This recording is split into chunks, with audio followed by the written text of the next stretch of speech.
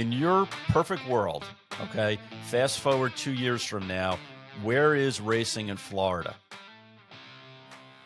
Well, I hate to speak because I live in Kentucky and there's a lot of people in Florida who are going to have a say on this. And so my first answer is I believe that TRI, Thoroughbred Racing Initiative, we have earned the right to be the convener of the discussion of what's going to happen in the future of Florida's horse industry.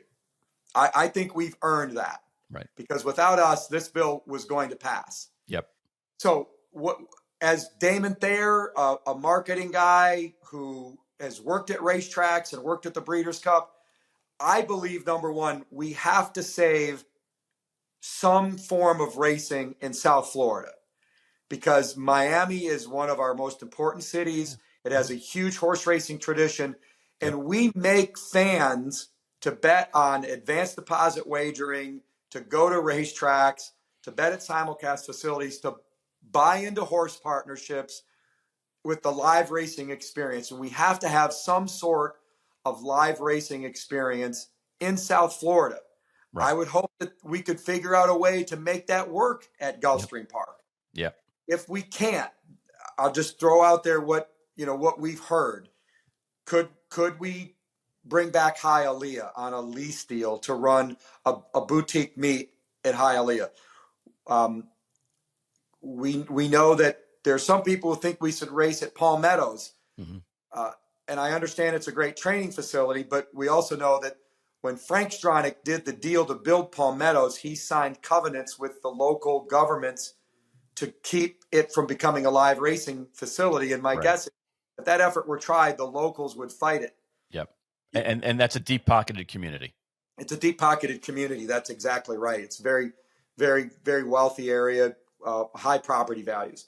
There's talk of, well, could we build a new racetrack on land that's less expensive north of Miami-Dade and Broward? I mean, those are all things that are talked about. I would hope we could preserve and maybe improve Tampa Bay Downs, the purses at Tampa. Yep. There's also talk of, could we race part of the year in Ocala? Mm-hmm. Like Lexington, Ocala is a horse crazy community. Could we turn OBS or Frank Stronach's Adena Springs or some other training facility into a live racing facility part of the year? Right. All these things are on the table.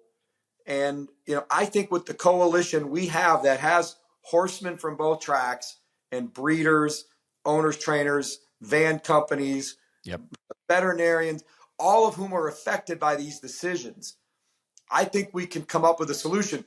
But the legislature, they're waiting for us. We promised them that we would come with a solution, a legislative solution, and we've got to work collaboratively in a good faith effort through the rest of this year to come to them with a legislative solution that would set up the parameters. And, we can't just make our decision in a vacuum. Right. Horsemen are affected, breeders are affected, sales companies are affected, veterinarians, horse transport companies, as well as the working men and women. We've got to look holistically and come up with a solution. And, I hope that we can have a popular, successful race meet at Gulfstream Park for a long, long time. Yep.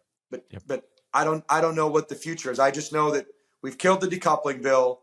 We bought ourselves some time, and hopefully we can negotiate a collaborative future that's good for all participants. We're going to have to change and adapt. There's no doubt.